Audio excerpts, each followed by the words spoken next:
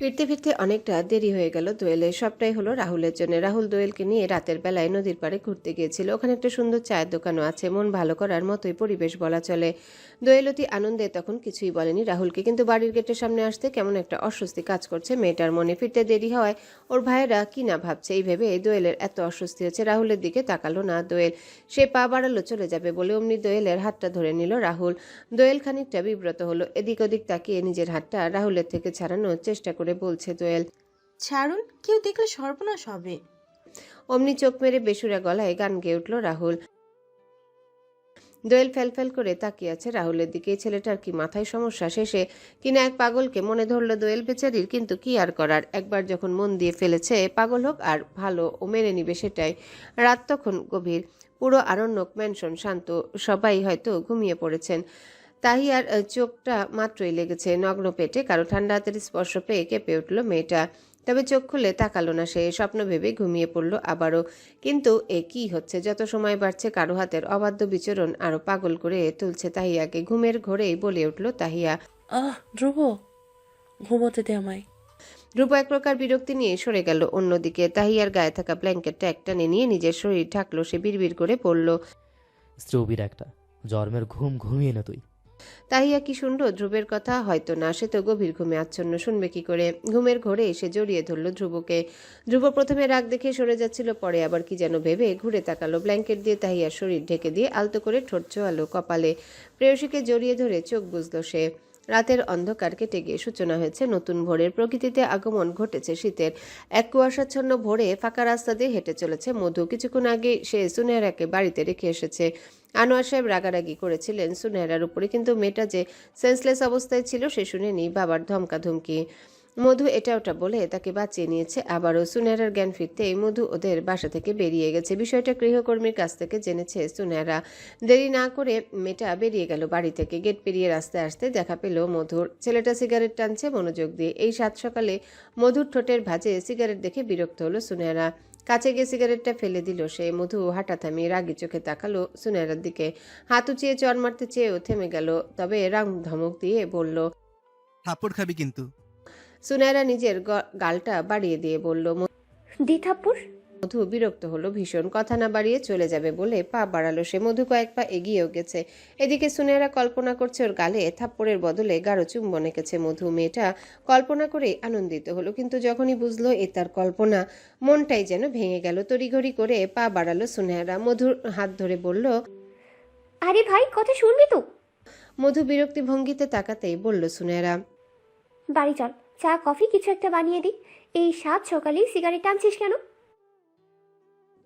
সুনেহরা খানিকক্ষণ তাকিয়ে রইল মধুর কালচে ঠোঁটের দিকে, তারপর কি যেন ভেবে বলল। তবে যাই হোক, তোর কালচে খয়েরি ঠোঁট দুটো বেশ আকর্ষণীয় লাগছে। আমার চুমু খেতে কোনো অসুবিধা নেই। মধু এবার শক্ত করে চেপে ধরল সুনেহরার হাত। মেয়েটা ওর দিকে তাকাতেই বলল। তুই র্যাবের বড় পদের কোনো এক অফিসার, তাই না? আর আমি কে জানিস? বললাম না সেদিন, আমি কিলার। আমি ড্রাগস, অস্ত্র পাচার এগুলোর মতন খারাপ কাজের সঙ্গে জড়িত। তুই পুলিশ স্টেশনগুলোতে খোঁজ নেই, সব জায়গায়, সব পুলিশ স্টেশনে আমার নামে একটা না একটা মামলা পেয়ে যাবি। বুঝতে পারছিস আমি কতটা ক্ষতিকর তোর জন্য? আমার কাছে আসিস না সুনেরা। আমি হলাম জ্বলন্ত আগুন। আমার কাছে আসলে জ্বলে পুড়ে শেষ হয়ে যাবি তুই। আগুন নয় দিব্য, তুই জলজান্ত নেশা, যা আমার পুরো শরীরে রন্ধে রন্ধে ছড়িয়ে পড়েছে। আমি তোকে ছাড়া একটা মুহূর্ত কল্পনা করতে পারি না। কেন বুঝছিস না আমাকে? একবার বল না ভালোবাসিস। আমি নিজের স্বপ্নের চাকরি শখ সব ছেড়ে দেবো তোর জন্য। আমরা একসাথে দূরে কোথাও চলে যাবো না হয়। মধু অপলক তাকিয়ে আছে সুনেহরার দিকে। মেয়েটার চোখের ভাষা বলছে ও মধুকে ভালোবাসে, কিন্তু সুনেহরা যে সেই ছোটবেলা থেকেই চাকরি করতে চায়। সে নিজের মায়ের মতো হতে চায়। যে মেয়েটা নিজের বাবাকে লুকিয়ে এতগুলো দিন ধরে কাজ করে যাচ্ছে নিষ্ঠার সাথে, সে কিনা মধুর জন্য সব ছেড়ে দেবে। মধুর মনে হলো ভ্রমের মধ্যে আছে, ও ভুল ভাবছে। সুনেহরা ওকে ভুল বুঝাতে চাইছে। এইভাবে এক ধাক্কায় সুনেহরাকে নিজের থেকে সরিয়ে দিল মধু। গম্ভীর কণ্ঠে বলল। এত নাটক করছিস কেন? বললেই পারিস। তুই আমাকে শেষ করবি বলেই ভালোবাসার নাটক করছিস। শেষ করবো না দিব্য, আমি নতুন করে করবো তোকে। আমার ভালোবাসা দিয়ে তোর জীবনের সব অন্ধকার দূর করে দেবো আমি। আমার এসবের প্রয়োজন নেই সুনেরা। তুই তোর ভালোবাসার কোনো কিছুরই প্রয়োজন নেই আমার। তোর আমাকে প্রয়োজন না হলেও আমার তোকে ভীষণ প্রয়োজন দীপু, যতটা প্রয়োজন মানুষের বেঁচে থাকার জন্য অক্সিজেন। মধুর চোখে মুখে গম্ভীর ভাব। ওর প্রতি সুনেরার এত ভালোবাসা কি সত্যি নাকি পুরোটাই অভিনয়? মধু ঘাড় কাত করে অপলক তাকিয়ে আছে ওর সামনে দাঁড়িয়ে থাকা মেয়েটার দিকে। ও কিছু বলার আগে সুনেরা এগিয়ে এসে হাত চেপে ধরল মধুর মুখে। চোখ বুঝতেই গড়িয়ে পড়ল এক ফোঁটা পানি। সেদিকে খেয়াল না করে বলল, আমার কথা শেষ হয়নি দীপু, আমাকে বলতে দে। আমার তোকে প্রয়োজন, যতটা প্রয়োজন শ্বাসকষ্টের রোগীর জন্য ইনহেলার। সুনেরার এমন আবেগী কথা গলাতে পারল না মধুর মনকে। মধু গাছাড়া ভাব নিয়ে এগিয়ে গেল নিজের মতো। সুনেরা ভীষণ কষ্ট পেল। মেয়েটা মন ভার করে দাঁড়িয়ে রইল ওখানেই। পরক্ষণেই আবার ভাবল, ওর মতো চঞ্চল উড়নচণ্ডী মেয়ের মুখে দুঃখী ভাবটা মানায় না। সুনেরা নিজেকে স্বাভাবিক করলো, হাঁটতে শুরু করলো মধুর পিছু পিছু। অনেকটা পথ চলে এসেছে ওরা। আস্তে আস্তে সূর্যের আলো ছড়িয়ে পড়ছে চারিদিকে। কুয়াশাচ্ছন্ন সুন্দর সকালে একটা টং দোকানে গিয়ে বসলো মধু। দোকানিকে কিছু বলবে তার আগেই ওর মুখের কথা কেড়ে নিয়ে বলল সুনেরা, মামা, কড়া করে 2 কাপ রং চা দিন। তো লম্বা নাকটার সামনে রাখ, সব কিছুতেই নাক গলাতে আসবি না। জানিস না আমি এসব লাল চা টাল চা খাই না। দুধ চা খেলে স্বাস্থ্যের ক্ষতি হয় দীপু। হোক ক্ষতি। বলেই দোকানিকে নির্দেশ দিল মধু। উনিও শুনলেন ওর কথা। কিছু সময় ব্যয় করে 1 কাপ রং চা আর 1 কাপ দুধ চা নিয়ে এলেন। সুনেরা আবার ওর চায়ের কাপটা পাল্টে নিয়ে আসলো। মধুর ঠিক পাশে বসে বলল, আচ্ছা ঠিক আছে, আমিও আস্তে আস্তে তোর পছন্দগুলোকে নিজের পছন্দ বানিয়ে নিব, ব্যাপার না। মধু পর্যবেক্ষণ করলো সুনেরাকে। গমগমে কণ্ঠে বলল, আমরা 2 মেরুর 2টো মানুষ, আমাদের এক হওয়া সম্ভব নয়। মিছিমিছি ঢং করিস না তো। সাথে সাথে উত্তর এলো সুনেরা থেকে, কে বললো এক না? এই যে তোর 2টো কান, চোখ, হাত আর পা আছে, সেম সেম আমারও আছে। আমি মানুষ, তুইও মানুষ। তোর মনে আমার প্রতি ভালোবাসা আছে, আর আমার মনে তোর প্রতি। আর কিসের মিলের কথা বলছিস তুই? সুনেরার বকবকানিতে মধুর কানে ঝালাপালো অবস্থা। মেয়েটাকে কোনোভাবেই বুঝাতে না পেরে হতাশ হলো বেচারা। কি যেন ভেবে বলল তখন, আমাদের মধ্যে কত অমিল, তোর সঙ্গে আমার যায় বলতো? আমাদের দুজনের স্কিন টোনই দেখ না। আমাকে বিয়ে করলে মানুষ তোকে বলবে, এমন কালো ছেলেকে কেন বিয়ে করেছিস? কি বলবি তখন? মধু ছেলেটার গায়ের রং শ্যামলা, ওকে কোনোভাবে কালো বলা যায় না, তবু সে নিজেকে কালো দাবি করে। সুনেরা বুঝে পায় না এসব বলে মধু কি শান্তি পায়। তবে সুনেরা যে এই শ্যামবর্ণের সুদর্শন মানবটিকে বড্ড ভালোবাসে। ওর চোখের চাহনি, সুন্দর হাসি সবই যে মুগ্ধ করে সুনেরাকে। মধু চোখের ইশারায় আবারও প্রশ্ন করলো ওকে। সুনেরার অধর কোণে ফুটে উঠল হাসির রেখা। হাতে থাকা চায়ের কাপটা কাঠের বেঞ্চে রেখে মধুর এলোমেলো চুলের ভাঁজে হাত বুলিয়ে গান গাইল সে। গান থামালো সুনেরা। মন ভোলানো একটা হাসি দিয়ে মধুর মাথার এলোমেলো চুলের ভাঁজ আবারও হাত বুলালো সে। উঠে চলে যেতে যেতে বলল, তুইও আমাকে ভালোবাসবি দীপু, যতটা ভালো আমি তোকে বাসি। মধু নিষ্পলক তাকিয়ে আছে মেয়েটার যাওয়ার পানে। সুনেরা কবে এমন হলো? কবে থেকে এত পাগল হলো মধুর প্রতি? এগুলো কি সত্যিই নাকি নাটক? কিছুতেই যে বুঝতে পারছে না মধু। সকালের আলো জানালার পর্দা ভেদ করে রুমে আসতে চোখ মুখ কুচকে নিল স্রোত। বিরক্তি নিয়ে ফিরে তাকাতেই দেখলো কাব্য দাঁড়িয়ে আছে ড্রেসিং টেবিলের আয়নার সামনে। পরনে স্যুট কোট, মাথা চুলগুলো আজ আর এলোমেলো নেই, সুন্দর করে ব্যাক ব্রাশ করা, হাতে একটা দামি ঘড়ি। স্রোত পা থেকে মাথা পর্যন্ত দেখলো কাব্যকে। মানুষটাকে আজ দারুণ লাগছে। স্রোত নিজেই নজর লাগিয়ে দিবে এমন অবস্থা, কিন্তু এত সকালে তো কাব্য ঘুম থেকে ওঠে না। আজ আবার নিজে থেকে উঠে রেডি হয়েছে, কোথাও বেরোবে বুঝি? কোথায় যাবে কাব্য? স্রোত মুখে কিছু না বলে প্রশ্নবোধক চাহনি নিয়ে তাকিয়ে রইল কাব্যের দিকে। কাব্য তখন তাকালো নীলাম্বরীর মুখ পানে। কাছে গিয়ে মেয়েটার পুরো মুখে চুমু দিয়ে পড়ল। শরীর ঠিক আছে? আমি ডক্টরের অ্যাপয়েন্টমেন্ট নিয়ে রেখেছি, দোলের সাথে হাসপাতালে যাবে। আমি তোমাদের ওখান থেকে বাড়িতে নিয়ে আসবো। স্রোত আস্তে করে উত্তর দিল, তার প্রয়োজন নেই। আপনি যাচ্ছেন কোথায়? কাজে। কিসের কাজ? আছে কিছু দরকারি কাজ, তোমাকে এত জানতে হবে না, যা বললাম মনে থাকবে। স্রোত বাধ্যমের মতো মাথা নাড়ালো দুই দিকে। আস্তে করে বলল, হুম। যাচ্ছি তা। পুরো কথাটা বলতে দিল না স্রোত। হাত দিয়ে চেপে ধরল কাব্যের মুখ। কাব্য ভ্রু কুচকালেই বলল, যাচ্ছি বলতে নেই, বলুন আসছি। কাব্য নিজের মুখের উপর থেকে স্রোতের হাত সরালো। মনে মনে হাসলো সে। স্রোতের মধ্যে কেমন গিন্নি গিন্নি ভাব। ভালোই লাগছে কাব্যে। সে মুচকি হেসে বলল, আসছি নীলাম্বরী। কোনো একটা আন্তর্জাতিক মানের আর্কিটেকচার ও কনস্ট্রাকশন ফার্মে সিওর সাথে ধ্রুব আর ওর চাচা মাহফুজ সাহেবের আজ একটা গুরুত্বপূর্ণ মিটিং আছে। উনি প্রফেশনাল আর্কিটেক্ট, বিদেশ থেকে এ নিয়ে পড়াশোনাও করে এসেছেন। লোকটার বয়স খুব বেশি হলে কাব্যের মতোই হবে। এই অল্প বয়সে উনি দেশের এত বড় বিজনেস সামলেছেন বিদেশে থেকেই। বাংলাদেশকে টেকসই প্রযুক্তি নির্ভর শহরের পথে এগিয়ে নেওয়ার জন্য এই তরুণ প্রতিভাবান বিজনেসম্যান বিশেষ পুরস্কারও পেয়েছেন। লোকটাকে দেখার বড্ড ইচ্ছে ধ্রুবের। ওদের পরের প্রজেক্টে অর্থাৎ হাসপাতাল তৈরিতেও না সহায়তা খুবই প্রয়োজন, তাই সুযোগটা হাতছাড়া করলেন না ধ্রুব আর ওর চাচা। লোকটা নাকি দেরি পছন্দ করেন না, সেজন্যই না খেয়ে তাড়াহুড়ো করে বেরিয়ে গেলেন ওনারা। তুমি সুমেরা সিদ্দিকী? সামনের চেয়ারে বসে থাকা অপারেশন ডিরেক্টর কর্নেল রাশেদ হলেন র্যাবের একজন উচ্চপদস্থ কর্মকর্তা। উনি প্রশ্নটা করলেন সুনেহারাকে, সাথে সাথে মেয়েটা উত্তর দিল, হ্যাঁ। আমি আগেও তোমার বিষয় শুনেছি, কিন্তু এখানে এসে তো তোমার কাজের সাথে আবার শোনা কথার কোনো মিল পাচ্ছি না। সুনেহারা ভরকালো খানিকটা। কি বলতে চাইছে লোকটা? মেয়েটা গলা পরিষ্কার করে বলল, আমি কোনো ভুল করেছি স্যার? তা করেছো। কি করেছি? কিছুদিন আগেই তুমি একটা অপারেশনে গেলে, সেখানে গিয়ে অপরাধী শনাক্ত করতে পারলে না, নাকি ইচ্ছে করে ছেড়ে দিলে? সেটা তো বড় কথা নয়। মেয়েগুলোকে রেস্কিউ করে তাদের বাসায় ঠিকানায় ফিরিয়ে দেওয়া হয়েছে, আর ওই মুহূর্তে আমাদের কাজ ছিল এতটুকুই। মুখে মুখে কথা বরাবরই অপছন্দ কর্নেল রাশেদের, তার মধ্যে আবার সুনেহারার মতো এত নাম ডাক শুনে ওর উপর লোকটা ক্ষেপে আছে। মুখে মুখে তর্ক করায় ধমক দিয়ে বলল লোকটা, তোমার কাজ কেবল মেয়েগুলোকে উদ্ধার করা ছিল না, ট্রাক ড্রাইভারের কথা মতো যে ছেলেটা মেয়েগুলোকে নিয়ে গিয়েছিল তাকে খুঁজে বের করেছিলে। তুমি জানো সে কে, কি তার পরিচয়, আর কেনই বা এসব করলো? এই বিষয়গুলো সম্পর্কে খোঁজ নিয়েছিলে? সুনেহারার চোখ দুটো বড় বড় হয়ে এলো, শুকনো ঢোক গিলল মেয়েটা। সেদিনও সন্দেহ করেছে ছেলেটা মধু। আসলেই এই ছেলেটা মধু। মেয়েগুলো থেকে সুনেহারা পরে খবরটা জেনেছে, তাই তো মধুর প্রতি ওর রাগ কিছুটা কমেছিল। মধু মেয়েগুলোকে বাঁচিয়েছে সেদিন, ও তো খারাপ কিছুই করেনি, তাহলে সুনেহারা তাকে শাস্তি দিবে কেন? কথাটাই কর্নেল রাশেদকে বলতে যাচ্ছিল সুনেহারা, কিন্তু পরক্ষণেই মনে পড়লো মধুর কেস হিস্ট্রি ভালো না। পুলিশের খাতায় ওর নাম উঠেছে, আগেও ভালো করলেও হয়তো খারাপ ভাববে, তাই মুখের কথা গিলে ফেললো সুনেহারা। রাগি চোখে ওর দিকে তাকিয়ে প্রশ্ন করলেন কর্নেল রাশেদ, কি হলো? কি বলতে যে থেমে গেলে? কিছু না স্যার। ছেলেটার ব্যাপারে খোঁজ নাও। সুনেহারার মাথা নেড়ে ছোট ছোট পা ফেলে চলে যাচ্ছিল, তখন ওখান থেকে পিছু ডাকলেন কর্নেল রাশেদ। শোনো। সুনেহারা ফিরে তাকালো, আস্তে করে বলল, বলুন। তুমি সেদিন জঙ্গলের ভেতরে ওই পুরনো বাড়িটাতে কি করছিলে? তোমার কি একবারও মনে হয়নি ওটা কোনো খারাপ কাজের রাস্তা না? সুনেহারার ভেতরটা ভয়ে জেকে বসলো। কর্নেল রাশেদ কি কোনোভাবে অবগত মধুর কাজ সম্পর্কে? সেজন্য কি এত প্রশ্ন করছেন ওকে? লোকটা হয়তো আগেই খোঁজ নিয়েছে সুনেহারার সাথে মধুর সম্পর্ক কেমন এই বিষয়ে, তা খুঁটিয়ে খুঁটিয়ে সবটাই বের করছে।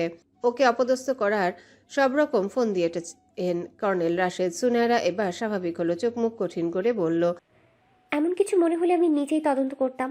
কিন্তু তুমি তা করনি। মানে?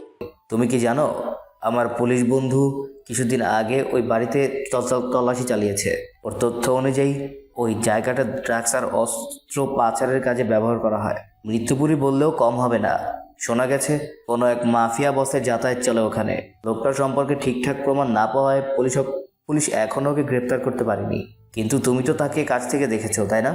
আমাকে ইনফরমেশন দিতে পারবে অবশ্যই। সুনেহারার চোখে মুখে নেমে এলো অন্ধকার। মনে ভয় হলেও বাহির থেকে সে স্বাভাবিকই রইল। কর্নেল রাশেদের কথার উত্তরে বলল, না, আমি কাউকেই দেখিনি, আর না তো বাড়িটার ভিতরে ঢুকেছি। কিন্তু আমি যে অন্য খবর পেলাম। ভুল খবর পেয়েছেন আপনি। কর্নেল রাশেদ একটা ফাইল বাড়িয়ে দিল সুনেহারার দিকে। ফাইলটাতে মধু সম্পর্কে সমস্ত তথ্য আছে। সুনেহারা সেটা হাতে নিতেই বললেন উনি, ওকে, মেনে নিলাম ভুল খবর।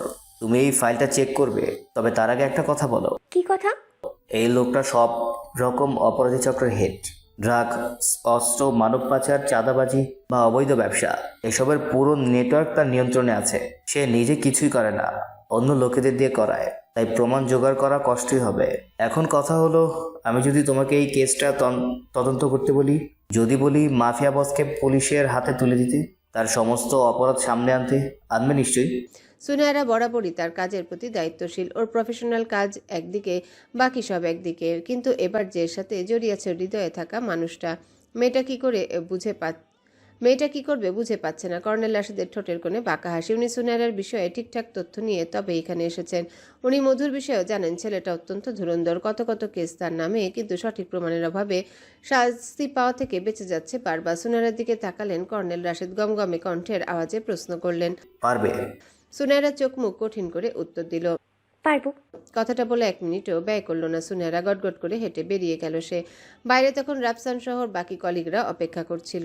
সবাই কিছু জিজ্ঞাসা করতে চাইলে সুনেহারা হাত উঁচিয়ে থামিয়ে দিল ওদের।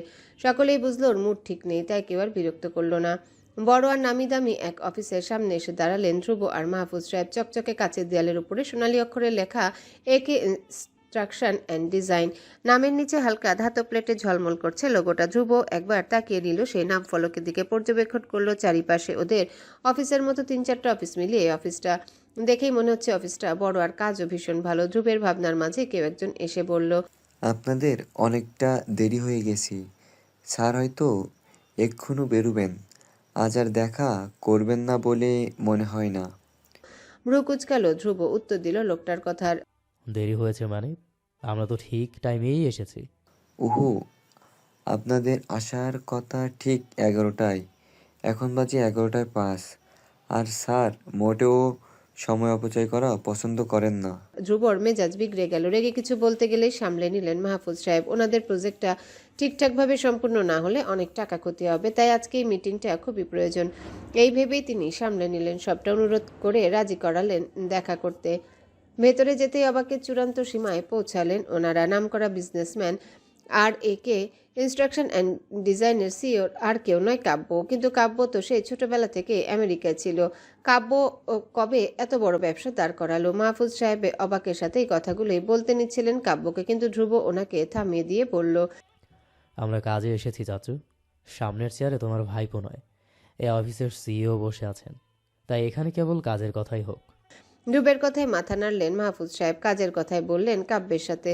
ওনারা লক্ষ্য করলেন কাব্যকে ছেলেটা কি মনোযোগ দিয়ে পর্যবেক্ষণ করছে সবটা, কিন্তু চোখ মুখ দেখে বোঝা মুশকিল ওনাদের প্রস্তাবে কাব্য রাজি হবে কিনা।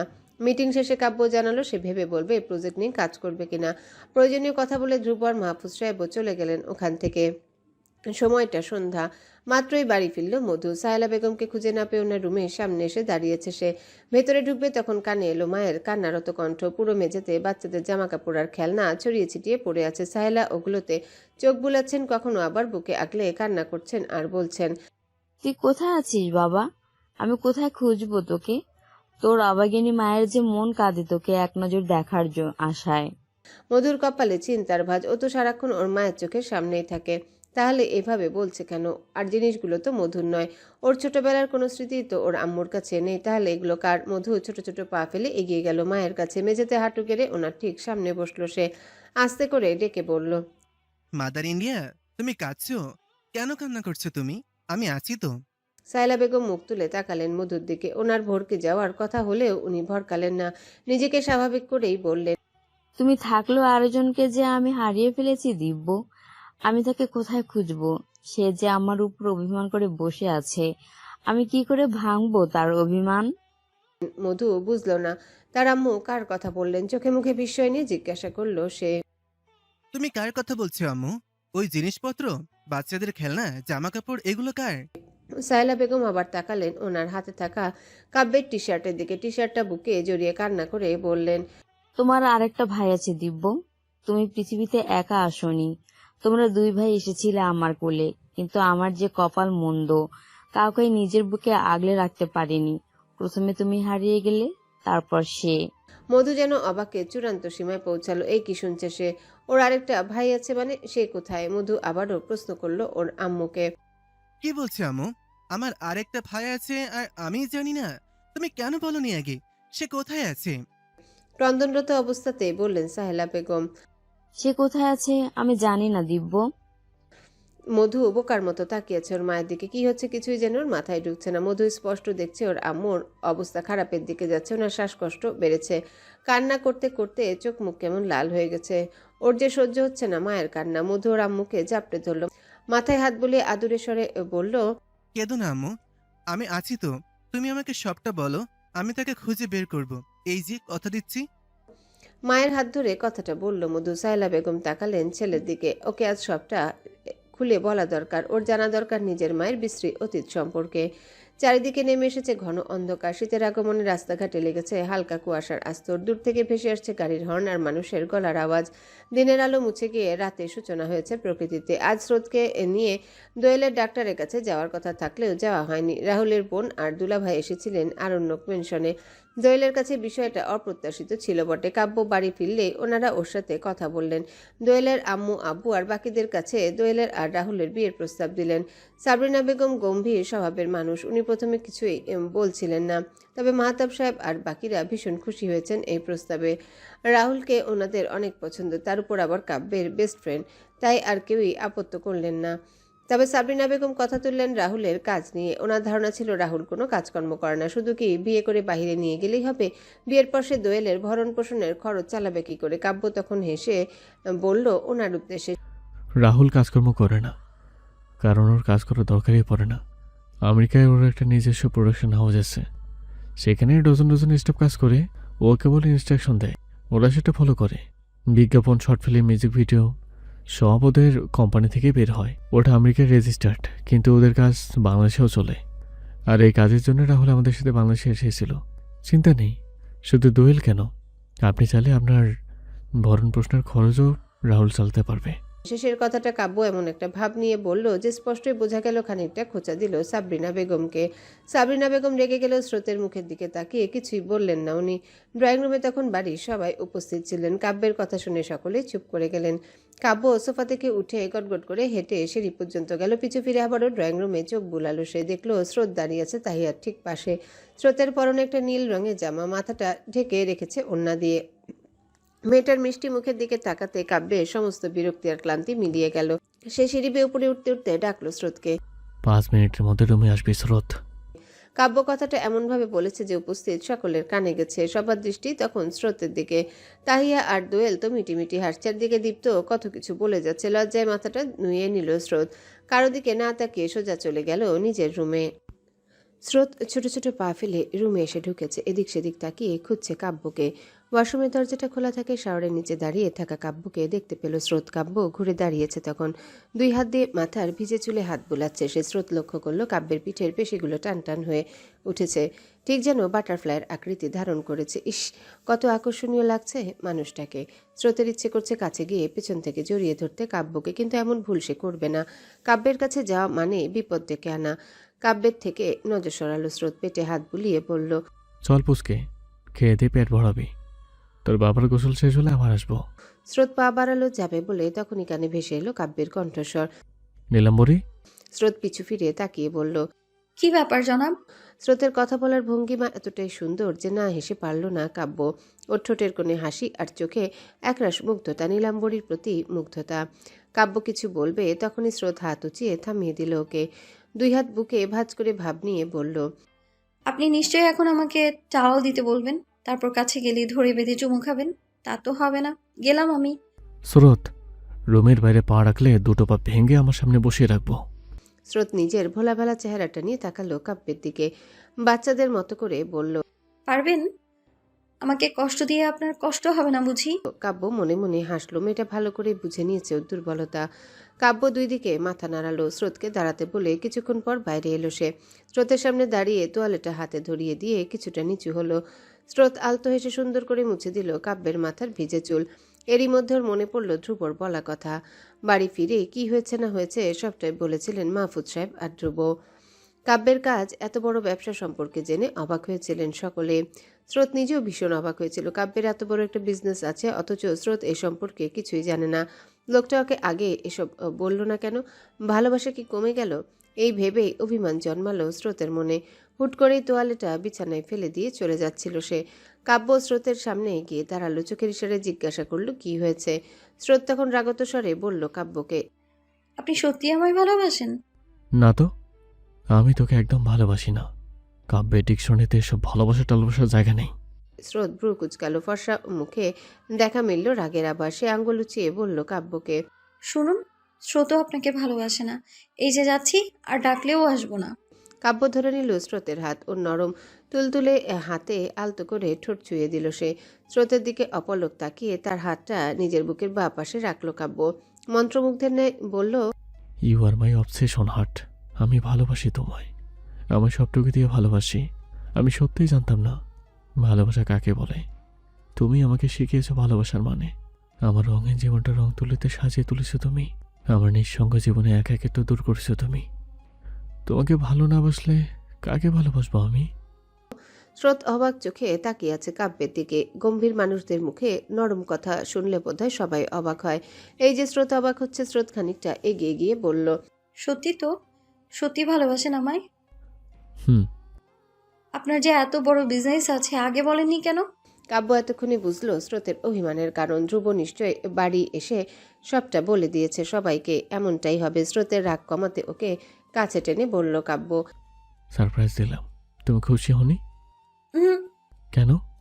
কারণ আমি বিষয়টা সবার পরে জেনেছি। আচ্ছা একটা কথা বলুন তো, আপনি তাহলে আমেরিকা ব্যাক করবেন না? মানে এখানেই থাকবো আমরা? শেষের কথাটা বলার সময় স্রোতের চোখে মুখে আনন্দ উপচে পড়ছিল। ওর হাবভাব দেখে মনে হচ্ছে কাব্য এখান থেকে না গেলে ও বেশি খুশি হবে। কিন্তু কাব্যের যে এখানে ভালো লাগে না। নিজের মায়ের অভাব বোধ হয় খুব করে। মাহতাব সাহেবকে দেখলেই প্রচণ্ড ঘৃণা হয়। এই বাড়িটা তো বিরক্ত লাগে। কেবল স্রোত চায় বলে কাব্য এখানে আছে, নইলে কবে সব ছেড়ে ছুড়ে চলে যেত। কাব্যের আমেরিকা জবটা চলে গেছে সেই কবে, সেজন্য আর যাওয়ার তাড়া নেই ওর। তবে এখানেও সে বসে থাকবে না, এই ভেবেই বলল কাব্য। হুম, আমরা খুব শীঘ্রই ফিরছি। স্রোতের আবারও মন খারাপ হলো। কিছু না বলে চুপ করেই রইল সে। কাব্য তারপর কত কিছু জিজ্ঞাসা করলো স্রোতকে। স্রোতও কাব্যের সব প্রশ্নের ঠিকঠাক উত্তর দিল। সময় বয়ে চলে তার আপন গতিতে। দেখতে দেখতে কেটে গেছে একটা সপ্তাহ। আরণ্যক ম্যানশনে চলছে বিয়ের তোড়জোড়। রাহুল আর দোয়েলের বিয়ে নিয়ে সকলেই অনেক এক্সাইটেড। রাহুলের আপন বলতে কেবল বোন দুলাভাই আছেন, মা বাবাকেও আর বেঁচে নেই। গ্র্যাজুয়েশন কমপ্লিট করতে আমেরিকায় পাড়ি জমালো সে। অতঃপর পেল কাব্য, স্নিগ্ধ আর লিয়ার মতো কিছু বন্ধু। রক্তের সম্পর্ক না থাকার পরেও যারা ওর আপন, যারা কষ্ট পায় ওর কষ্টে। রাহুলের ধ্যান জ্ঞান সব ওর বন্ধুরা। এই বিয়ে নিয়ে কাব্য নিজেও অনেক ছুটাছুটি করছে। যখন যা দরকার পড়ছে সে নিয়ে আসছে, নিজ হাতে সামলাচ্ছে সবটা। দোয়েল আর রাহুলের বিয়ের আর মাত্র কিছুদিন আছে, এই তো সপ্তাহ খানেকের মতো। স্রোতের ভীষণ মন খারাপ আজ। সে ভেবেছিল বাইরে কোথাও ঘুরতে যাবে, কিন্তু কাব্য তাকে যেতে দেবে না। স্রোত চোখের আড়াল হলেই নাকি কাব্যের মনে অশান্তি শুরু হয়। এই যে বাড়িতে এত হই হুল্লোড়, কোনো কিছুতেই স্রোত নেই। সে ঘরেই বসে আছে, কিন্তু এবার যে আর ভালো লাগছে না। স্রোত বিছানা থেকে উঠলে দেখলো কাব্য হন্তদন্ত রুমে ঢুকছে। স্রোতের সামনে গিয়ে দাঁড়াতে ধাক্কা লাগলো দুজনার। ভুরুকুচকে বলল কাব্য, কি হলো? তোর কমন সেন্স নেই স্রোত? একখানে তুই ব্যথা পেতিস। যদি আমার বেবির কিছু হয়ে যেত? বেবির জন্য খুব চিন্তা, তাই না?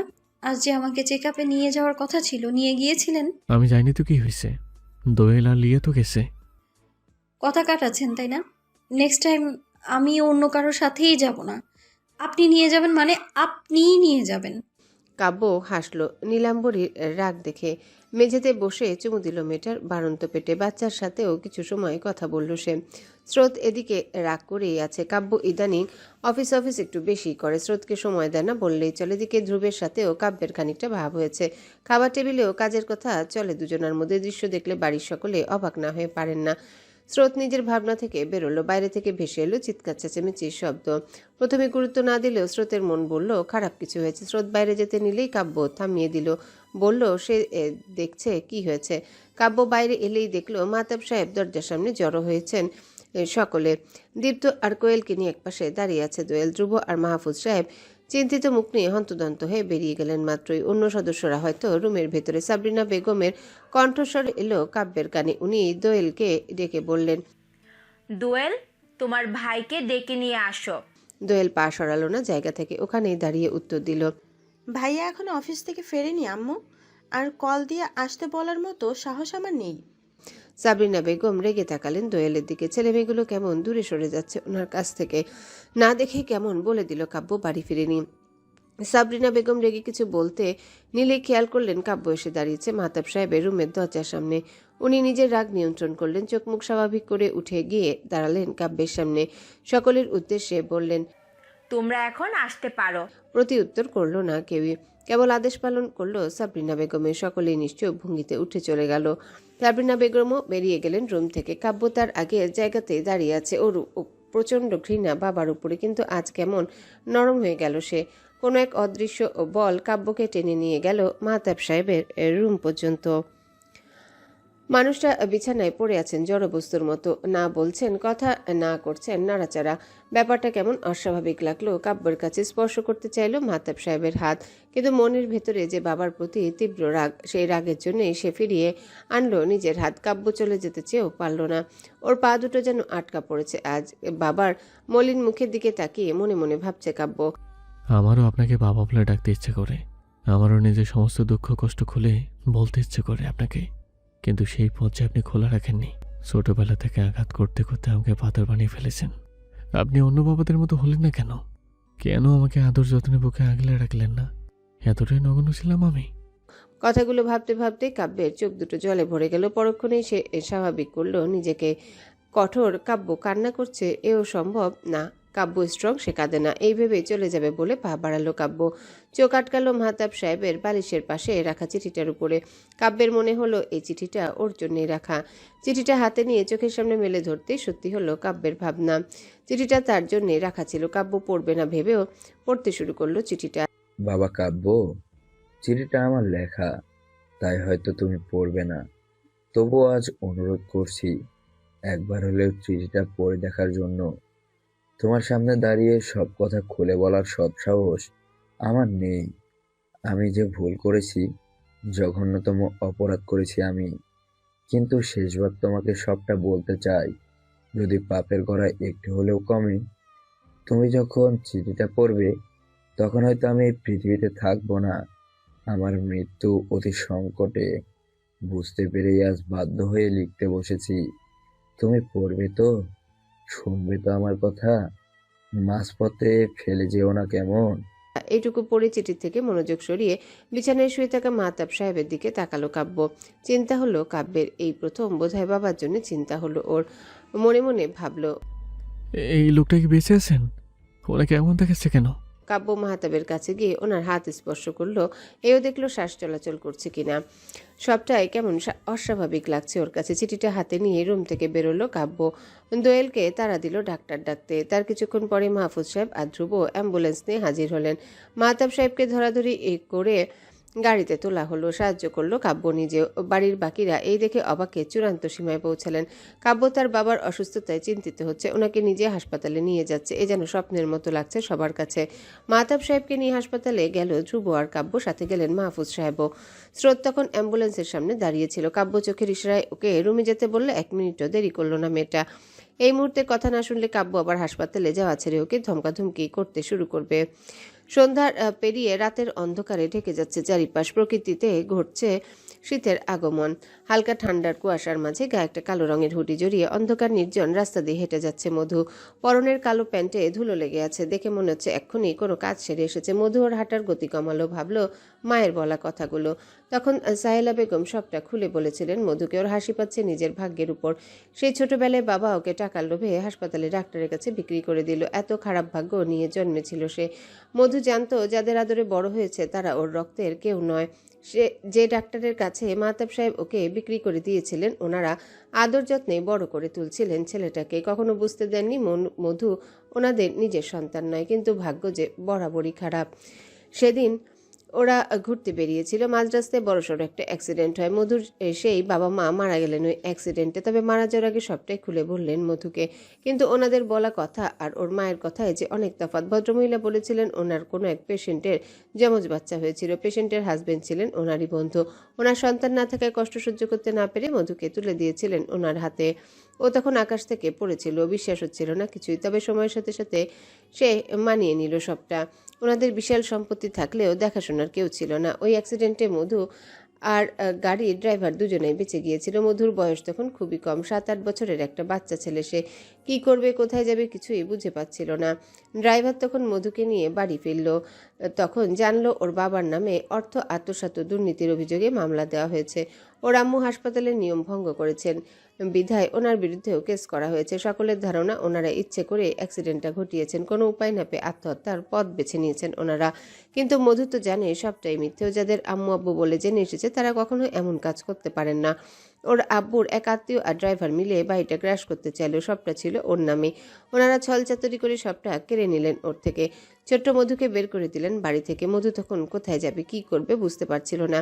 এভাবে কেটে গেল বেশ কিছুদিন। ওর জায়গা হলো ফুটপাতে। কখনো খাবার খেত, কখনো আবার না খেয়ে থাকতো। মা বাবার কথা মনে পড়লে কান্না করে ভাসাতো সে। প্রতিদিন গিয়ে ওনাদের কবরের কাছে বসে থাকতো। এখনও মধু তাই করে। ও নিজের আম্মুকে পেয়েছে সুনেহরা আর ওর আব্বুর মাধ্যমে। তবে মাকে পেলে কি হবে? যারা ওকে লালন পালন করে বড় করে তুলতেছিল তাদের মায়া যে আজও ভুলেনি মধু। ওই বাড়িটাতে এখনও চলে ওর যাতায়াত। দুই বিশ্বাসঘাতকের একজনকে সেই কবে শাস্তি দিয়েছে মধু, কিন্তু অন্য লোকটা দিব্যি ঘুরে বেড়াচ্ছে। মধু আজ তাকেই মারতে যাচ্ছে। লোকটার পথের কাঁটা হয়ে দাঁড়িয়েছে। ও জঙ্গলের রাস্তা ধরেই হেঁটে যাচ্ছিল। ওই বাড়িটা যে মধুর খুবই পরিচিত, ওখানে না গেলে ওর ভালো লাগে না। ওর বেড়ে ওঠা জঙ্গলের ভিতরের ওই পুরনো বাড়িটাতে আজ ওই বাড়িটা মৃত্যুপুরীতে পরিণত হয়েছে কেবল কিছু মানুষের জন্য। সবটা ভেবে দীর্ঘশ্বাস ফেলল মধু। আহত স্বরে গেয়ে উঠল সে। কারো কণ্ঠস্বর কানে এলেই গান থামিয়ে দিল মধু। পিছু ফিরে তাকাতেই পরিচিত কেউ বলল, তোর জন্য আমি আছি দীপু। দুঃখী গান গিয়ে বরং একটা রোমান্টিক গান ধর। ভ্রু কুচকালো মধু। বিরক্ত হয়ে বলল, তুই কি সারাক্ষণ আমাকে ফলো করিস? তা তো করি। কেন? তুই কোনো অঘটন ঘটালে ক্ষতি তো আমারই হবে, তাই নজরে নজরেই রাখছি, যেন কোনো অঘটন ঘটাতে না পারিস। মধু হেসে উঠল, সাথে সাথে হাসতে হাসতে বলল, তুই আটকাবি আমাকে? সিরিয়াসলি সুনেরা, তুই জানিসও না আমি ঠিক কেমন। তোর ভাবনার থেকেও বেশি জঘন্য আমি। কোন সাহসে আসিস আমার সামনে? যদি মেরে টেরে ফেলি? তুই আমাকে মারতে পারবি না দীপু। সুনায়রার বলতে দেরি মধুর ওর মাথায় পিস্তল তাক করতে দেরি হয়নি। সুনায়রা নিশ্চুপ ভঙ্গিতে তাকিয়ে আছে, কেবল মধুর চোখে মুখে রাগের আভাস। চোখ দুটো লাল হয়ে আছে, অতিরিক্ত রাগে ফুলে উঠেছে কপালের শিরা। সুনায়রাকে ঝাঁঝালো কণ্ঠে বলল মধু, চলে যা এখান থেকে। যাব না। মরার শখ খুব, তাই না? সুনায়রা হাসলো। নিজের হাতে থাকা রিভলভারটা মধুর বুকের বাপাশে চেপে ধরে বলল, মরার শখ নেই, তবে তুই চাইলে একসাথে মরতে রাজি। মধু একবার তাকালোর বুকের দিকে। কথাবার্তা না বলে এগিয়ে গেল সে। সুনেরা জানে না মধু এখানে কেন এসেছে, কিন্তু বেশ বুঝতে পারছে ওই ভুতুরে বাড়িটাতেই যাবে। আর ওখানে যাওয়া মানেই কোনো না কোনো অপরাধ করা। ও কোনোভাবেই মধুকে অপরাধ করতে দেবে না। এই ভেবেই হাতে থাকা রিভলভার দিয়ে মধুর পা বরাবর গুলি করলো মেয়েটা। সাথে সাথে চোখ মুখ কুচকে বন্ধ করে নিল মধু। প্রচণ্ড যন্ত্রণা হওয়ায় মাটিতে বসে দুই হাত দিয়ে চেপে ধরল পা। গুলিটা মধুর পায়ে লাগেনি, পায়ের চামড়া ছিলে বেরিয়ে গেছে। সুনায়রা গুলিটা করেছে এমনভাবে। মধু তীক্ষ্ণ দৃষ্টিতে তাকালো মেয়েটার দিকে। ওকে পাল্টা আক্রমণ করতে গিয়েও থেমে গেল সে। ইস, মধু কেন পারছে না ওকে মারতে? কেন এই মেয়েটার প্রতি এত দুর্বল হয়ে পড়ছে সে? অথচ সুনায়রা নির্দয়ের মতো আঘাত করলো ওকে। হাসপাতালের করিডোরে পায়চারি করছে কাব্য আর ধ্রুব। বাড়ির সকলে ইতিমধ্যে উপস্থিত হয়েছেন হাসপাতালে। স্রোত একা বিধায় বাড়িতে থেকে গেছে দীপ্ত আর দোয়েল। কাব্যের চোখ মুখ বরাবরের মতোই গম্ভীর। হঠাৎই ওর মনে পড়ল চিঠির কথা। কি এমন কথা অজানা কাব্যের? কি বলতে চাইছিলেন মাহতাব সাহেব? কাব্য খানিকটা সরে গেল সকলের সামনে থেকে। প্যান্টের পকেটে রাখা চিঠিটা বের করে আবারও মেলল চোখের সামনে। হাসপাতালের করিডোরে দাঁড়িয়ে আছেন সবাই। কাব্য কিছুটা সরে গেল সকলের সামনে থেকে। প্যান্টের পকেটে ভাঁজ করে রাখা কাগজটা চোখের সামনে মেলে ধরল সে। তুমি এই চিঠি না পড়লেও আমি লিখবো কাব্য। আমার যা লিখতে ইচ্ছে করছে, বলতে ইচ্ছে করছে তোমাকে সব কথা। আমি কখনোই ভালো হতে পারিনি কাব্য। আমি তোমাদের প্রত্যেককে ঠকিয়েছি, তাই হয়তো বেঁচে থেকেও প্রতিটি মুহূর্তে মৃত্যুর যন্ত্রণায় ভুগেছি। তোমাকে আজ আমি সবটা বলতে চাই কাব্য। আজকের পর হয়তো আমার প্রতি তোমার ঘৃণার মাত্রাটা বেড়ে যাবে, তবুও বলবো। তুমি জানলে অবাক হবে, তোমার আরেকটা ভাই আছে। তবে সে কোথায় আছে আর কেমন আছে আমি জানি না। পৃথিবীতে তোমাদের আগমন ঘটেছিল একই সাথে, তবে আমি তোমাদের এক থাকতে দিইনি। তার অস্তিত্বটুকু বাঁচিয়ে রাখতে চাইনি আমি। তখন আমার সব দিক থেকেই লোকসান হচ্ছিল। চাকরি, ব্যবসা সবকিছুই ডুবে যাচ্ছিল। তার উপর তোমার মায়ের প্রতি অনীহা। সেদিন হাসপাতালের মহিলা ডাক্তার আমার কাছে প্রস্তাব দিয়েছিলেন, তোমাদের মধ্যে কেউ একজন ওনাদের হাতে তুলে দিতে চায়। আমি তাই করেছিলাম। বিনিময়ে উনি আমাকে মোটা অঙ্কের টাকা দিয়েছিলেন। তবে আমি মাঝে মধ্যেই তাকে গিয়ে দেখে আসতাম, খবর নিতাম তার ভালো মন্দের। আমার যে কি হয়েছিল, পাপ করতে করতে সীমা ছাড়িয়ে ফেলেছিলাম তখন। কিন্তু বিশ্বাস করো বাবা, আমার অনুশোচনা বোধ হয়েছিল। আমি তাকে ফিরিয়ে আনতে গিয়েছিলাম, কিন্তু পাইনি। আমি বহু জায়গায় ওকে খুঁজে পাইনি কোথাও। ওকে আমি যাদের কাছে তুলে দিয়েছিলাম, ওনারা যখন বুঝলেন দিব্যের প্রতি আমার মায়া জন্মাচ্ছে, তখনই ওকে নিয়ে চলে গেলেন অন্য কোথাও। দিব্যের নাম শুনে তুমি অবাক হচ্ছ, তাই না? হ্যাঁ, তোমার ভাইয়ের নাম দিব্য। ওনারা যখন আমাকে জিজ্ঞেস করলেন নাম কি রাখবো? আমি তখন বেশি কিছু না ভেবে তোমার নামের সাথে মিলিয়ে ওই নামটা বলেছিলাম। জানি না কেন আমি ওর সাথে এমনটা কাজ করেছিলাম, কিন্তু যখন বুঝলাম আমি ভুল, খুব দেরি হয়ে গেল। আমি যে অনুশোচনায় ভুগছিলাম সব থাকলেও আমি তার শূন্যতা অনুভব করতাম। তোমার মুখে বাবা ডাক শুনলেই আমি তার কথা চিন্তা করতাম। কিভাবে যেন কি হয়ে গেল। আব্বু সবটা জেনে নিল, তারপর সব ছেড়ে সরে সে চলে গেল। আমি অন্যায় করতে করতে এতটাই বিগড়ে গিয়েছিলাম যে এসব আমরা নড়াতে পারিনি। শেষ বয়সে এসে আমি সবটা বুঝতে পারছি। আমার ভেতর জ্বালাপোড়া হয়, বারবার মনে হয় আমি পাপ করেছি, আমি আমার সন্তানদের সঙ্গে অন্যায় করেছি। আমি বাবা নামের কলঙ্ক জানি, কিন্তু সবকিছুর পরেও আমি তোমাকে ভালোবাসি কাব্য, একটু হলেও ভালোবাসি। তাই আজ সবটা বললাম তোমায়। তুমি তাকে খুঁজে নিও, আমার হয়ে তার কাছে একবার ক্ষমা চেয়ে নিও। চিঠির শেষের অংশে কি লেখা আছে তার পড়েও দেখল না কাব্য। ওর হাত কাঁপছে রীতিমতো, বুকের ভেতরটা কেমন ধরফর করছে। নিজেকে খুবই অস্বাভাবিক লাগছে তার। কি পড়লো এক্ষুনি? কাব্যের আরেকটা ভাই আছে, সে কোথায় আছে, কেমন আছে, আর কার কাছে বা আছে? কাব্যের আম্মু কি তাকে খুঁজে পেয়েছিলেন? যার আশায় উনি কাব্যকে ছেড়েছিলেন তাকে নিশ্চয়ই খুঁজে পেয়েছেন, নইলে এতদিনে একবারের জন্য হলেও তোর খোঁজ করতেন। এই মুহূর্তে কাব্যের খানিকটা অভিমান হলো। মায়ের সব ভালোবাসা কি দিব্যর জন্যেই? ওকে ভালোবাসেন না? পর মুহূর্তে আবার নিজেকে মনে মনে বকাঝকা দিল কাব্য। ভাবল ওর না জানা সকল প্রশ্নের উত্তর আছে মাহতাব সাহেবের কাছে। শেষ মুহূর্তে এসে সবটা জেনে বাবার প্রতি কাব্যের ঘৃণা বেড়েছে আরও। তবে যাই হোক, ওনাকে বাঁচাতে হবে। দিব্যর খোঁজ পাওয়ার জন্য কাব্যের ওনাকে প্রয়োজন। ওর আম্মু যদি দিব্যের কাছে নাও থাকেন তাহলে ওরা দুই ভাই মিলে ঠিক নিজেদের মাকে খুঁজে নিবে। এই ভেবেই হন্তদন্ত হয়ে মাহতাব সাহেবের কেবিনের সামনে এলো কাব্য। ডাক্তার তখন বেরিয়ে এলেন কেবিন থেকে। সকলকে জানালেন মাহতাব সাহেবের অবস্থা সম্পর্কে। আমরা সব চেষ্টা করছি, কিন্তু রোগীর অবস্থা খুব জটিল। উনি ভেতরে থেকে বাঁচার আশা ছেড়ে দিয়েছেন। হার্ট ব্লকের কারণে রক্ত সঞ্চালন ধীর গতিতে হয়ে পড়ায় ওনার মস্তিষ্কে অক্সিজেন ঠিকমতো পৌঁছায়নি। উনি এখনও কোমায় আছেন। হাসপাতালের করিডোর জুড়ে নিস্তব্ধতা বিরাজ করছে। সকলের চোখে মুখে চিন্তার ছাপ। সাবরিনা বেগম থম মেরে দাঁড়িয়ে আছেন এক কোণে। ধ্রুবসহ বাকিদের মুখে কোনো কথা নেই। সকলের চেহারায় চিন্তার ছাপ স্পষ্ট। নীরবতা ভেঙে ডাক্তারকে প্রশ্ন করল কাব্য। উনি কি ঠিক হবে না? ঠিক হওয়ার চান্স খুব কম, তবে আল্লাহ চাইলে ঠিক হতে পারেন, আবার নাও হতে পারেন। কাব্য কি বলবে বুঝতে পারছে না। বাকিরা চোখে মুখে বিস্ময় নিয়ে তাকিয়ে আছে কাব্যের দিকে। এই মুহূর্তে যেন ওর চিন্তিত মুখটা দেখায় তাদের প্রধান কাজ। কাব্য সবাইকে রেখে বেরিয়ে গেল হাসপাতাল থেকে। ওকে যে করেই হোক খুঁজে বের করতে হবে ওর ভাইকে।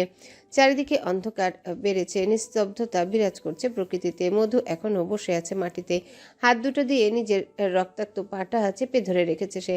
ভ্রুকুচকে রক্তলাল চোখ দুটো নিয়ে তাকিয়ে আছে সুনায়রার পানে। সুনায়রাও রিভলভারটা রেখে দিয়ে বলল, ইস, খুব লেগেছে তাই না? তোর ভিলেনকেই আমি ছাড়িয়ে দিব দিব্য। সময় থাকতেই ভালো হয়ে যা, আমাকে আরো কঠোর হতে বাধ্য করিস না। কথাটা বলে 1 মিনিটও ব্যয় করলো না সুনায়রা। ফোনে কথা বলতে বলতে হেঁটে চলে যাচ্ছিল উল্টো পথে। আচমকায় হাতে তীব্র ব্যথা অনুভব হলো মেয়েটার। পুরো বিষয়টা পর্যবেক্ষণ করে বুঝলো ওর হাত ছুঁয়ে একটা গুলি বেরিয়ে গেছে। গায়ে থাকা ছাইরঙা শার্টের হাতার রক্তে ভিজে লাল হয়ে গেছে। মুহূর্তে কানে ধরে রাখা ফোনটা পড়ে গেল মাটিতে। অন্য হাত দিয়ে চেপে ধরল ক্ষতস্থান। তীব্র যন্ত্রণায় চোখ মুখ কুচকে বন্ধ করতে চারিদিকে অন্ধকার চাপিয়ে কানে ভেসে এলো কারোর বেপরোয়া কণ্ঠস্বর। ইয়েস, আম ভিলেন। ভিলেনরা সবসময় ভালো হয় নাকি? তুই বরং আমার থেকে দূরে থাক, নইলে গুলিটা পরের বার হাতে নয়তো বুকে লাগবে। সুনায়রা চোখ মুখ কঠোর, রাগে ফেটে পড়ছে ওর মাথা। মধু তখন উঠে দাঁড়িয়েছে, ঠোঁটের কোণে বাঁকা হাসি নিয়ে ধীর পায়ে সুনায়রার কাছে এগিয়ে আসতে আসতে বলছে, Cross my heart and hope to die, welcome to my dark side. প্রচন্ড রাগ নিয়ে দাঁতে দাঁত চেপে বলল Sunayra. I kill you stupid. সাথে সাথে ওর দিকে ফ্লাইং কিস ছুড়ে দিয়ে বলল মধু। Me too, baby. প্রতি উত্তরে কি বলবে বুঝলো না সুনেহারা। ওর হাত থেকে রক্ত পড়ছে, ট্রিটমেন্টের প্রয়োজন। এই ভেবে দ্রুত চলে গেল সে। যাওয়ার আগে চোখের চাহনি দিয়ে শাসিয়ে গেল মধুকে। ধ্রুব বাড়ি ফিরে শাওয়ার নিয়েছে। কারোর সাথে কোনো প্রকার কথাবার্তা না বলে বিছানায় পড়েছে সে। দোয়েল চলে গেছে নিজের রুমে। বাড়ির বড়রা অর্থাৎ মাহফুজ সাহেব আর ওনার স্ত্রী সহ সাবরিনা বেগম থেকে গেছেন হাসপাতালে। মাহতাব সাহেবের অবস্থা ভালো না, যখন তখন যাতা হয়ে যেতে পারে, তাই ওনারা থেকে গেলেন। বাবার প্রতি রাগ থাকলেও ধ্রুবের আজ খুব চিন্তা হচ্ছে ওনার জন্যে। মনটা কেমন খচখচ করছে। পরক্ষণে আবার মনে পড়ছে নিজের বাবার করা জঘন্যতম কাজগুলোর কথা। সবকিছু ভেবে দীর্ঘশ্বাস ছাড়লো ধ্রুব। 2 হাত দিয়ে মাথার এলোমেলো চুলগুলো খামচে ধরলো সে। চোখ জোড়া বন্ধ করে বিড়বিড়িয়ে আওড়ালো, সবকিছু ঠিক করে দাও আল্লাহ, শান্তি এনে দাও প্রত্যেকের জীবনে। ধ্রুব চোখ মেলে তাকাতেই দেখলো তাহিয়া দাঁড়িয়ে আছে ওর সামনে। মেয়েটার চোখে লাগানো কালো ফ্রেমের চশমাটা ঠেলে আটোসাটো করে লাগিয়ে নিল। জিজ্ঞাসা করলো ধ্রুবকে, কি হয়েছে ধ্রুব? মন খারাপ তাই না? চিন্তা করিস না, আব্বু ঠিক হয়ে যাবেন। ধ্রুব পুরো কথাটা শুনলো কি না কে জানে। সে ডেকে বলল তাহিয়াকে। এদিকে আয় তানু। তাহিয়া বাধ্য মেয়ের মতো ধ্রুবর কাছে গেল। ধ্রুব ইশারা করতেই মাথা রাখলো ওর প্রশস্ত বুকে। সাথে সাথে 2 হাত দিয়ে তাহিয়াকে জড়িয়ে ধরল ধ্রুব। ওর প্রশান্তি লাগছে এবার। অন্যরকম এক অনুভূতি হচ্ছে। পুরো দুনিয়ার কাছে হেরে গিয়ে ক্লান্ত হয়ে ফিরে আসলে এই একটা মানুষের কাছে ধ্রুব শান্তি খুঁজে পায়। সময় প্রবাহমান। কেটে গেছে প্রায় 1.5 মাসের মতো। মাহতাব সাহেবের অবস্থার উন্নতি হয়নি, বরং অবনতি হচ্ছে দিন দিন। উনি এখনো হসপিটালে পড়ে আছেন। বাড়িতে আনার মতো অবস্থায় নেই উনি। ওনার দেখাশোনার জন্য কেউ না কেউ প্রতিদিনই থেকে যায় হসপিটালে। তবে ধ্রুবদের ব্যবসার কিছুটা হলেও উন্নতি হয়েছে।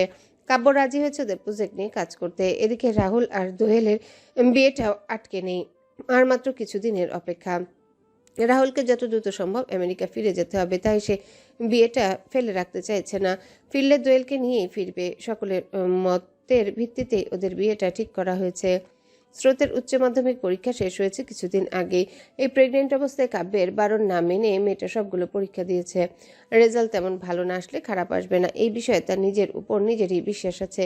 স্রোতের প্রেগনেন্সির এখন 6 মাস চলছে। কাব্য যথেষ্ট খেয়াল রাখে ওর। অফিস, বাড়ি, স্রোতকে দেখাশোনা সব মিলিয়ে নাজেহাল অবস্থা বেচারার। এত কিছুর মধ্যেও সে পাগলের মতো পুরো শহরে খুঁজে চলেছে নিজের ভাই আর মাকে। কিন্তু তথ্য তো সামান্য একটা চিঠি আর কিছু তথ্য, এই দিয়ে কাব্য কি করে খুঁজে পাবে ওর ভাইকে? কাব্য এখনো দিব্য পর্যন্ত পৌঁছাতে না পারলেও দিব্য ইতিমধ্যে কাব্য পর্যন্ত পৌঁছে গেছে। মায়ের মুখ থেকে সবটা শুনে কাব্যকে খুঁজে বের করা অসম্ভব কিছুই ছিল না দিব্যের কাছে। কিন্তু এই কি দেখছে সে? এই কাব্যকে কি ওনার আর আরণ্যক ম্যানশনের মালিক আরণ্যক কাব্যই হলো দিব্যর ভাই? মধুর তো আনন্দ হওয়ার কথা, ওর আম্মুকে দেওয়ার কথা রেখেছে। খুঁজে বের করেছে ওনার অন্য ছেলেকে, কিন্তু মধু কেন খুশি হতে পারছে না? হুট করে সে এতটা হিংসুটে হয়ে গেল কেন? কাব্যের অবস্থান শক্তপোক্ত, সে বেড়ে উঠেছে ভালোভাবে। এত বড় বাড়ি, ব্যবসা, বাবার আদর সব পেয়েছে কাব্য। তাহলে মধু কেন এগুলো পেল না? ওর আব্বু কেন ওকেই বিক্রি করলেন টাকার লোভে? ওর জায়গায় কাব্য থাকলে কি খুব বেশি ক্ষতি হতো? বিশাল বড় রাজকীয় দেখতে বাড়িটার গেটের সামনে দাঁড়িয়ে কথাগুলো ভেবে যাচ্ছে মধু। মাথায় লাগানো হেলমেট, গায়ে কালো রঙের ডেনিম জ্যাকেট আর পরনে কালো প্যান্ট, পা থেকে মাথা পর্যন্ত পুরো যেন কালোতে ঢাকা। দেখেই মনে হচ্ছে নিজেকে লুকানোর প্রয়াস চালাচ্ছে সে। মধুর ফোনে রিংটোন বেজে উঠল। সে কল রিসিভ না করে ফোনটা অফ করে দিল। ফুল স্পিডে বাইক ছেড়ে চলে গেল বাড়ির সীমানা পেরিয়ে। মধু যখন বাইক স্টার্ট দিল ঠিক তখনই বাড়ির গেট পেরোলো কাব্যের গাড়িটা। সে স্যুট কোট পরে সাহেব সেজে অফিসের উদ্দেশ্যে যাত্রা শুরু করেছে। আজ আবার স্রোতকে চেক আপে নিয়ে যাওয়ার আছে। মার ভাইকে খোঁজার জন্য আর একবার ওই হাসপাতালে যেতে হবে কাব্যকে, যেখানে ওর জন্ম হয়েছিল। আগের তথ্যগুলো ঘাটাঘাটি করলে কিছু না কিছু ঠিক পেয়ে যাবে। বিকেল গড়িয়ে দুপুর, আর দুপুর গড়িয়ে সন্ধ্যা হতে চলল। স্রোতকে নিয়ে দোয়েল এসেছিল ডাক্তার দেখাতে। দেখানো শেষ, এবার ওরা অপেক্ষা করছে কাব্যের জন্যে। রাহুল তখন কোথা থেকে আসলো সেখানে। দোয়েলকে বলল সঙ্গে যেতে, কিন্তু স্রোতকে একা রেখে দোয়েল যাবে কি করে? কাব্য না আসা পর্যন্ত দোয়েল অপেক্ষা করবে। স্রোত দেখলো দূরে দাঁড়িয়ে থাকা রাহুলকে। দোয়েলের দিকে তাকিয়ে মুচকি হেসে বলল, তুমি যাও দোয়েল আপু, আমি এইখানেই আছি। আমি কোথাও যাব না স্রোত, ভাই আমাকে তোর দায়িত্ব দিয়েছে। আহা, আমি কি ছোট বাচ্চা যে এদিক ওদিক চলে যাব? আমি এইখানেই আছি, তুমি বরং বাইরে গিয়ে হেঁটে আসো। দোয়েল যাবে না বলেই ঠিক করেছে। এদিকে স্রোত ওর কানের কাছে বসে বক বক করছে, বারবার বলছে রাহুলের সাথে গিয়ে কথা বলতে। কিন্তু কাব্য ভাই না আসা অবধি দোয়েল যাবে না। রাহুল বুঝে নিল দোয়েল আসবে না, তাই হসপিটালের বাইরে গিয়ে দাঁড়ালো সে। বেশ অনেকটা সময় কেটে গেল। দোয়েলকে এবার ওয়াশরুমে যেতে হবে, কিন্তু স্রোতকে একা রেখে যাবে কি করে? কাব্য যে বলেছে স্রোতকে একবারের জন্য চোখের আড়াল না করতে। দোয়েল একজন নার্সকে ডেকে ওখানে দাঁড়াতে বলল, নিজে ওয়াশরুমে চলে গেল। যাওয়ার আগে স্রোতকে বলল, কাব্য বা ও নিজে না আসা পর্যন্ত স্রোত যেন এক পাও না নড়ে। স্রোত উপরে নিচে মাথা নেড়ে সায় জানালো দোয়েলের কথায়। দোয়েল যেতে স্রোত ব্যাগ থেকে নিজের ফোনটা বের করে বাচ্চাদের মতো গেম খেলতে শুরু করলো। নার্সকে এটা সেটা বলে বুঝালো। উনি চলে গেলেন স্রোতকে একা রেখে। কিছুক্ষণ খেলে ওর মনে হলো পাশে কেউ বসে আছে। ফিরে তাকালেই পাশে থাকা মানুষটাকে দেখে ভয়ে কিছুটা সরে গেল। সে কাঁপা কণ্ঠে বলল, আপনি এখানে? লোকটা বাঁকা হাসলো। স্রোতের মুখে আঙ্গুল ছুঁয়ে ভাঙা গলায় বলল, তোমাকে দেখতে আসলাম বেবি গার্ল, কেমন আছো তুমি?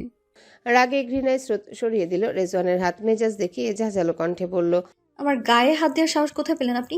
এক্ষুনি এখান থেকে যান, নইলে চিৎকার করে লোক জড়ো করবো আমি। ভু করে হেসে উঠল রেজওয়ান। স্রোত ভয় পেল। হসপিটাল করিডোর তখন পুরোপুরি ফাঁকা। আশেপাশে কোনো নার্স বা ডক্টর দেখা যাচ্ছিল না। স্রোত দোয়েলকে ডাকতে চাইল, তখনই রেজওয়ানের হাত চেপে ধরল। স্রোত শক্ত হাতে চর বসালো রেজওয়ানের গালে। মুহূর্তে রেজওয়ানের মুখের হাসি উড়ে গেল। তীব্র রাগে গলা ফাটিয়ে চিৎকার করে বলল, তোমার গায়ে হাত দেওয়ার অধিকার শুধু আমার হওয়ার কথা ছিল স্রোত। হলো না কেন বলো তো? কাব্যের জন্য। আমি ওই কাব্যকে বাঁচতে দেব না। আর তোমার মধ্যে বেড়ে ওঠা ওর অস্তিত্ব আমি শেষ করে ফেলবো। তুমি আমার না হলে অন্য কারোই হবে না স্রোত। স্রোত ভয়ে কেঁপে উঠল। চিৎকার চেঁচামেচি করলো সে। কারোর কান অব্দি ওর গলার স্বর পৌঁছানোর আগেই রেজওয়ান কোনো কেমিক্যাল জাতীয় পদার্থ দিয়ে স্রোতকে অজ্ঞান করে দিল। কোলে তুলে হসপিটালের পিছন দিক দিয়ে নিয়ে গেল ওকে। স্রোতকে গাড়িতে বসিয়েছে রেজওয়ান। ওর ফর্সা সুন্দর মুখটার দিকে তাকিয়ে বলছে, আজ তুমি আমার হবে বেবি গার্ল। আমি তোমাকে নিজের করেই ছাড়বো। কথাটা বলে স্রোতের দিকে দৃষ্টি রেখে ড্রাইভারকে গাড়ি ছাড়তে বলল রেজওয়ান। ড্রাইভার গাড়ি স্টার্ট দিচ্ছে না দেখে বিরক্তি ভঙ্গিতে বলল, এই গাড়ি স্টার্ট দিচ্ছ না কেন?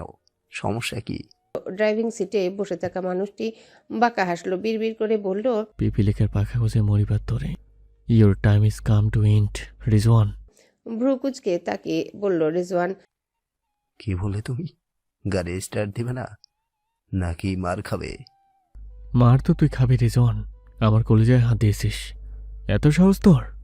পরিচিত কণ্ঠস্বরে এমন হুমকি শুনে ভরকালো রেজওয়ান। বুঝে নিল ড্রাইভিং সিটে বসে থাকা লোকটি কাব্য। এই কাব্য কি শান্তিতে থাকতে দেবে না ওকে? কেন বারবার চলে আসে স্রোত আর ওর মাঝখানে? তবে আজ যাই হয়ে যাক, রেজওয়ান স্রোতকে নিজের করেই ছাড়বে। হয় কাব্যকে মারবে, আর না হলে স্রোত কাব্যের ভালোবাসার চিহ্ন। স্রোতের পেটে বেড়ে ওঠা এই বাচ্চাটাকে রেজওয়ান পৃথিবীতে আসতে দিবে না। ড্রাইভিং সিটে বসে থাকা কাব্য রক্তচক্ষু নিয়ে তাকালো রেজওয়ানের দিকে। গাড়ি থেকে নেমে পিছনে বসে থাকা রেজওয়ানের নাকে ঘুষি বসালো সে। সাথে সাথে রেজওয়ানের নাক মুখ দিয়ে বের হলো তরল পদার্থ। সেদিকে পাত্তা দিল না রেজওয়ান। পিশাচের মতো হাসতে শুরু করলো সে। কাব্য যখনই ও শার্টের কলারে ধরে টেনে বের করবে গাড়ি থেকে, তখনই রেজওয়ান বাঁকা হেসে হাতে থাকা রিভলভারটা স্রোতের পেটে ধরে বলল কাব্যকে, বাড়াবাড়ি করবি না কাব্য। তোর নীলাম্বরী দিয়েছিলাম কেবল, তাতে এমন করছিস? এবার যদি তোর নীলাম্বরী না থাকে বাঁচতে পারবি তো? ভয়ে কাব্যের চোখ মুখ শুকিয়ে কাট। অচেতন স্রোতের দিকে তাকালে বুকের ভেতরটা মোচড় দিয়ে উঠল। পরক্ষণে আবার রেগে তাকালো রেজওয়ানের দিকে। প্রচণ্ড রাগে মুহূর্তে ওর কপালে শিরা ফুলে উঠল। হাত দুটো মুষ্টিবদ্ধ করে বলল, দেখ রেজওয়ান, তোর সব রাগ তো আমার উপর, তাই না? আমার সাথে লড়াই কর। এইসবের মধ্যে স্রোতকে টানছিস কেন? কারণ তোর আর আমার ঝামেলার মূল রয়েছে স্রোত। সবটাই তো ওর জন্য। আর শোন কাব্য, স্রোতকে আমি না পেলে তুইও পাবি না। স্রোতকে হারাবি, সাথে নিজের অনাগত বাচ্চাকেও। সাথে সাথে চিৎকার দিয়ে বলল কাব্য, না, আমাকে মার। আমার বাচ্চা ও আমার স্রোতের কোনো ক্ষতি করবি না। ওদের কিছু হলে আমি তোকে বাঁচতে দেব না রিজওয়ান। মেরে ফেলিস, আমার যায় আসবে না। তবে শুনে নে কাব্য, মরলে আমি স্রোতকে সাথে নিয়েই মরব। আমিও ওকে পাবো না, তুইও পাবি না। বিষয়টা সুন্দর না? কথাটা বলে হাসতে শুরু করলো রেজওয়ান। কাব্যের মেজাজ বিগড়ে গেছে ইতিমধ্যে, তবুও নিজেকে কোনোভাবে শান্ত রাখলো সে। এখন রাগ দেখাতে গেলে স্রোতের আর বেবির ক্ষতি হবে না। কাব্য বেঁচে থাকতে ওর বাচ্চা বা নীলাম্বরীর কিছু হতে দিবে না। রেজওয়ান সরতে বললে কিছু দূর সরে গেল কাব্য। এই সুযোগে ড্রাইভিং সিটে এসে বসলো রেজওয়ান। কাব্য কিছু বুঝে ওঠার আগেই গাড়িটা স্টার্ট দিয়ে দ্রুতগতিতে চলে গেল হাসপাতালের সীমানা পেরিয়ে। কাব্যের গাড়িটা রাখা ছিল কিছু দূরেই। সময় নষ্ট না করে সে পিছু নিল রেজওয়ানের। পুরো হাসপাতাল তন্ন তন্ন করে স্রোতকে খুঁজেছে দোয়েল, কিন্তু কোথাও মেয়েটা নেই। যে নার্সকে বসিয়ে রেখে গেল তাকেও পাচ্ছে না। এবার ওর বেশ চিন্তা হচ্ছে। ব্যাগ থেকে ফোনটা বের করেছিল কাব্যকে কল দিবে বলে। তখনই কোথা থেকে রাহুল এসে উপস্থিত হলো। দোয়েল বিরক্ত হয়ে বলল, আপনি এখনো যাননি? তোমাকে এখানে রেখে আমি যাই কি করে? চলো ঘুরতে যাই। ঘুরতে যাব মানে? আমি স্রোতকে খুঁজে পাচ্ছি না। ভাইয়াকে কি উত্তর দিব এবার? রাহুল নিশ্চিন্ত মনে বলল, স্রোত হয়তো কাব্যের সাথে আছে। কাব্য তো কিছুক্ষণ আগে এলো, হয়তো ওকে সাথে করে নিয়ে গেছে। দোয়েলের চোখে মুখে বিরক্তির ছাপ। ফোঁস করে একটা শ্বাস ছেড়ে বলল সে। হয়তো আপনি শিওর নন, তাই না? রাহুলের মন বলছে স্রোত কাব্যের কাছে আছে। কিছুক্ষণ আগে তো দেখলো কাব্য এদিকটা আসছে, তার মানে স্রোতকে এসে সাথে করে নিয়েই গেছে। এইভাবে মাথার চুলগুলো হাত দিয়ে নেড়ে চেড়ে বলল রাহুল। আরে পাখি, এত চিন্তা কেন করছো বলো তো? স্রোত কাব্যের সাথে আছে। যদিও অন্য কোথাও যেত, কাব্য কি তোমাকে আস্ত রাখতো? কাব্য এদিকটাতেই এসেছিল, আর এখন কাব্য স্রোত কেউই নেই। তার মানে পরিষ্কার ওরা একসাথেই আছে। দোয়েল পুরো বিষয়টা ভেবে দেখলো। স্রোত হয়তো কাব্যের সাথেই আছে। কাব্য এখানে এসে স্রোতকে না পেলে অবশ্যই দোয়েলকে কল দিয়ে বকাঝকা করত। এমন কিছু যেহেতু হয়নি, ওরা নিশ্চয়ই একসাথে আছে। প্রকৃতিতে সন্ধ্যা নামার সাথে সাথে পরিবর্তন হয়েছে আকাশের রং। শীতকাল হওয়ায় হালকা কুয়াশা চাদরে ঢাকা পড়েছে চারিপাশ। উত্তরে শীতল হাওয়া এসে ছুঁয়ে দিচ্ছে সাবরিনা বেগমের শরীর। উনি দাঁড়িয়ে আছেন রেলিংয়ের পাশে, একটা উষ্ণ শালের মোড়কে নিজেকে জড়িয়ে রেখেছেন। ওনার নিঃশ্বাস থেকে উঠছে ক্ষীণ ধোঁয়া। আকাশের দিকে তাকিয়ে আছেন অপলক, যেন গুরুত্বপূর্ণ কিছু ভেবে চলেছেন। সাবরিনা বেগমের ভাবনায় ব্যাঘাত ঘটল। পরিচিত কণ্ঠস্বর শুনে তাকালেন পাশ ফিরে। তোমার মন খারাপ আম্মু? ধ্রুবের প্রশ্নে সাবরিনা বেগম আলতো হেসে বললেন, না তো। তোমার কাজ কেমন চলছে ধ্রুব? ভালো। সাবরিনা বেগম হাসলেন ছেলের উত্তরে। খানিকক্ষণ চুপ থেকে বললেন, আর তাহিয়ার সাথে তোমার সম্পর্কটা? ধ্রুব বড় একটা নিঃশ্বাস ছেড়ে বলল, সবই ঠিকঠাক আছে আম্মু। ঠিক থাকলেই হলো। আমি তো চাই সব ঠিকঠাক থাক, কিন্তু ঠিক আর থাকছে কোথায়? ধ্রুব কেবল শুনল মায়ের কথা, কোনো প্রত্যুত্তর করল না সে। কিছু সময় কেটে গেল ওভাবে। সাবরিনা বেগম তাকিয়ে আছেন আকাশ পানে। ধ্রুব ওর মায়ের ঠিক পাশটায় দাঁড়িয়ে আছে। নীরবতা ভেঙে কথা বলল ধ্রুব। একটা কথা বলি আম্মু। বলো। তুমি কেন আব্বুর সাথে বিয়েটা করলে? তুমি যদি বিয়েটা না করতে, ভাইয়ার এই পরিণতি হতো না। খালামণি সব ছেড়ে ছুড়ে চলে যেতেন না, আর না তো এত কিচণ্ড হতো। সাবরিনা বেগম তাকালেন না ধ্রুবের দিকে। ছেলের প্রশ্নে ওনার ভড়কে যাওয়ার কথা হলেও ভড়কালেন না, বরং স্বাভাবিকই রইলেন। উনি জানেন ধ্রুব আর দোয়েল ওদের বাবা সম্পর্কে সবটাই জানে, তাই হয়তো অবাক হলেন না। সাবরিনা বেগম চোখের চশমাটা ঠিক করে বললেন, আমি এক মধ্যবিত্ত বাঙালি ঘরের মেয়ে ছিলাম ধ্রুব। আমার কাছে আমার পরিবার ছিল সবার আগে। আমার আম্মু আব্বুর আদেশ পালন করা ছিল সব কিছুর ঊর্ধ্বে। তোমার বাবার মনে কি ছিল না ছিল তা তো আমি জানতাম না ধ্রুব। সকলের অনুরোধ আমি ফেলতে পারিনি। সবাই যখন আমাকে জোরাজুরি করলো, আমি ফেলতে পারলাম না কারোর কথা। সবার কথা রাখতে আর কাব্যের মুখের দিকে তাকিয়ে রাজি হয়েছিলাম বিয়েতে। কে জানতো সবটাই তোমার বাবার ছলছাতুরি ছিল? পরে নিশ্চয়ই জেনেছিলে আম্মু। তখন কেন আত্মসম্মান বাঁচিয়ে সব ছেড়ে চলে গেলে না? তখন যে অনেকটা দেরি হয়ে গেছে ধ্রুব। আমার কুলে তখন তুমি আর দোয়েল। আমি কোথায় নিয়ে যেতাম তোমাদের? কাব্য চলে গেল আমার উপর অভিমান করে। আমার প্রাণপ্রিয় বোন, সে বেঁচে আছে কিনা মরে গেছে এও আমি জানি না। আমি যখন সবটা জানলাম, তখন থেকেই সব কিছুর জন্য নিজেকে দায়ী করে এসেছি। তোমার বাবাকে আমি ক্ষমা করিনি ধ্রুব, আর না তো কখনো করব। আমি কেবল মানিয়ে চলছিলাম। ভেতর থেকে তো শেষ হয়ে গেছে সেই কবেই। আমি এই তীব্র যাতনা, অনুশোচনা, গ্লানি বয়ে নিয়ে বেড়াচ্ছি কতগুলো দিন ধরে। ভাবতে পারছো আমার মনের অবস্থা? আমি না পারছি সব ছেড়ে চলে যেতে, আর না পারছি আপন করে নিতে। ধ্রুবের চোখ দুটো চিকচিক করছে। ওর খুব কান্না পাচ্ছে। স্পষ্ট দেখছে ভেঙে চুরে শেষ হয়ে যাওয়া একটা মানুষকে, যিনি নিজ হাতে গড়ে তুলেছেন ওকে। এই পুরো বাড়িটাকে সামনে রেখেছেন তিনি। কে জানতো ওনার মনে এত না বলা কষ্ট লুকিয়ে আছে। সাবরিনা বেগম দেখছেন নিজের ছেলেকে, স্পষ্ট বুঝতে পারছেন ধ্রুব কান্না করছে। উনি মলিন হেসে বললেন, কাঁদছো কেন ধ্রুব? আমি তোমাকে ভেঙে পড়তে শেখাইনি। কিন্তু তুমি যে ভেঙে পড়েছো আম্মু। সাবরিনা বেগম হাসলেন। নিজের দুঃখ আড়াল করার চেষ্টা চালানোর জন্যই ওনার এই মিথ্যা হাসি।